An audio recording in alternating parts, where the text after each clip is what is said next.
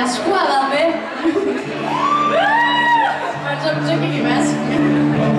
Ja. Så gik folk ud af skolen. Folk fra vores band gik ud af skolen. Så var der 2 tilbage til sidst. Og så ved jeg ikke, så døde den lidt, synes vi. Der er nogle meget, meget skrappe regler. Så det er derfor, der kun 8 bands i år. Ja. Der var faktisk egentlig tilmeldt 31 bands. Men de 22 af dem, de opfyldte ikke kriterierne. Nej. De kunne simpelthen ikke mere end 3 akkorder. Kun 11 bands opfyldte kriterierne. Ja. Men 3 bands døde undervejs. Ja. Det er rigtigt. Desværre. Et af kriterierne er, at man må ikke kunne læse noder. Præcis. Ja. Man skal helst ikke spille musik til daglig også. Ja. Man skal være lidt, ja. Det skal være ligesom i fjernsynet, hvor det kun er dem, der absolut ikke kan noget som helst, der må være med. Ja. Nej, det passer ikke. Vi laver sjov, vi trækker bare tid. Ja. Vi er sjove. Det lyder som om, at de er ved at være klar med at være det band, der hedder Katrine. Vil du ikke præsentere dem igen? Jeg vil først sige det, når de er klar. Er I klar? Ikke helt.